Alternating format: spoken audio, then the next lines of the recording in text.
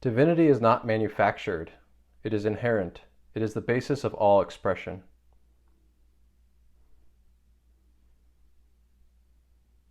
In this video, I'm going to be talking about another amazing book by Paul Selig, and this one is Alchemy, and it's book 2 of Beyond the Known trilogy. Shout out to Paul Selig. I'm very grateful for his books and for the guides and for these channeled texts. They're saying a very important message, and I love them. I recommend all the books. Here are some of my favorite quotes that summarize the text.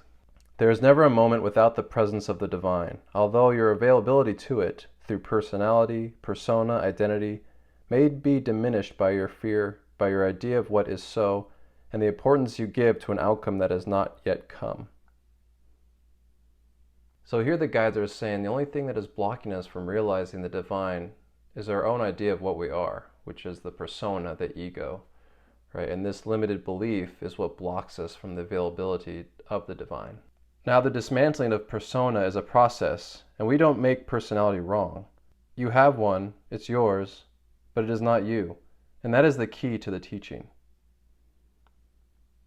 And here we see the guides emphasizing that you are not your personality. It is a mask. It is a character you play within like a theatrical performance, within this masquerade of diversity, which is our experience on earth. And what the guides say in this book is the dismantling of the personality is what is required for you to remember what you truly are, the divine self, the divine God, whatever you wish to call it. The denial of the divine is the only issue that you will face. The instant you stop denying the divine, you are in eternity as the eternal self. I love this quote because it makes it pretty simple, right? It breaks it down to a simple idea. The only problem you ever face is your denial of the divine, which is everything. God is everything. When you deny that, you deny your love towards it, you deny the truth. And since reality is like a mirror, when you deny it in anyone else, you're really denying it in yourself as well. The moment you sit in now is the only moment there is. Everything else is an idea. Yesterday, an idea. Tomorrow, an idea. And what yesterday was is also an idea. There is no reality to it except what you claim for it.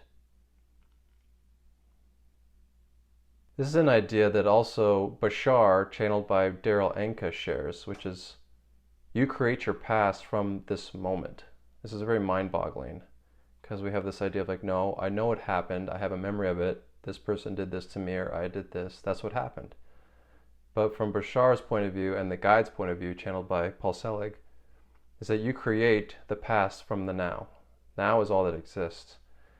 And you can change the past from the now. The guides here say yesterday is only an idea. There is no reality to it except the ones you claim for it. Very interesting. The denial of the divine is the key here. When the denial of the divine is ended, all is glory, as you are in this infinite moment that you think of as time. Again, that same idea, the denial of the divine within anything, no matter how it presents itself. That's the problem. When we stop denying the divine, then you realize the glory, the kingdom, whatever you wish to call it, the truth that you sit in right now, which is eternity. Ultimately, we suggest that realization is effortless. You cannot make yourself holy. You cannot even think yourself holy. You may simply know. Here the guides present an idea that is found from many different masters and in many different texts, which is the idea of surrender, the idea of effortlessness, the idea that you don't really have to do anything because you already are that thing. You are the thing that you're seeking for. You are God, Goddess, the eternal consciousness, the creative intelligence within everything, the energy, the love, power, whatever you wish to call it. You already are that thing. So the realization of it is effortless. It's really letting go of all these other illusions that we have put over things, these false perceptions that we have placed on things.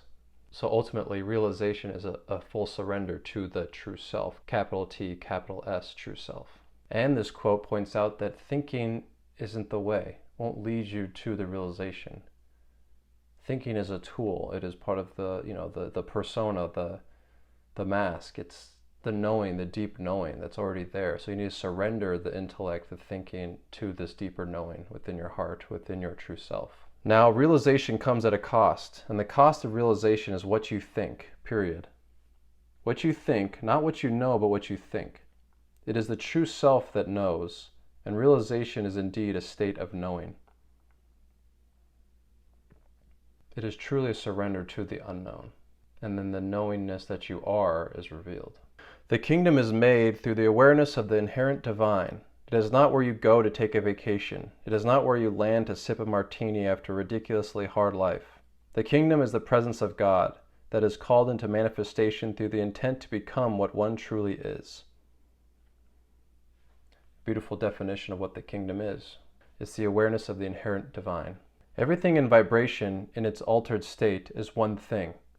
Everything in manifestation in its truest state is one thing. The energy that comprises all these things is one thing. This is the number one fundamental truth shared with all spirituality, all spiritual ideas, is that the truth is unity. Everything is in fact one thing. Everything appears different. This is a dream of diversity, but is really one thing. And if you even just think of it on the molecular level, everything is the same. The vibration of the divine source as all things is pretending to be other than it is. Can you look at it that way? The thing that you know of as tree is pretending to be tree, masquerading as tree. Its molecules, all that makes the tree, are of one substance. Now, to realize God as all things is to know God as what you see. God is not hiding. It is so present, it is so mistaken, misidentified, as not being there because it is so present. This reminds me of a quote, and I do not know who it's from, forgive me, is that the one thing fish can never find is water, and the one thing humankind can never find is God. It is not hiding, it's so present that we forget that it's everything. The small self wants, the true self receives, and that is allowance, reception, and agreement. And at the center of all of them, religions, is one truth. God is. God simply is. I've heard somewhere before that the ultimate realization of enlightenment is realizing I need do nothing, God is.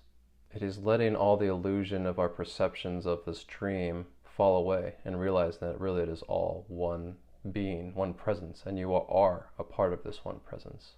The requirement for embodiment, realization as embodiment, is allowance and very little more. Full allowance is the key. The requirement is allowance. Now this goes back to that same idea of surrender, of letting go, of allowing the truth to come forth and express through you. That's why it is effortless. And that is why also I think why we make it, or it seems difficult for us, because we're so used to, from this point of view of ego and personality, of individual self, to work hard, to have lots of effort to gain things, to survive, to succeed, and so forth. But really it is the opposite. It's fully letting go and allowing, in humbleness and humility, allowing this truth to come forth within you and to express outside of you. And in so doing, you recreate and make all things new, because then you go into vibrational accord with the kingdom, with that truth within everything. The alignment we offer you here is to assumption by the divine self, is claimed by who has agreed to it. And the agreement is made on 3 levels. The body must agree, the mind must agree, and the spirit must agree as well. This is also an idea that comes up from many other different books and spiritual masters. From Jesus, for example, when he's asked, how do we enter the kingdom? How do we find the eternal kingdom? Love the Lord thy God with all thy heart, with all thy body, with all thy soul. Bashar as well gives these 3 kind of steps, these 3 aspects of us that must all be aligned. It's be it, feel it, and see it. Be perfection, see perfection, feel perfection. The second coming, if it is understood truthfully in mystic teaching, is the realization of the Christ in all. There is not one Savior, there is all. And the all expresses in perfect synchronicity when the tone itself is sung by you for all. Good definition of the second coming, right? It's the realization within everyone that they are Christ, that they are Buddhas, that this true nature, this true state of being is possible within all of us.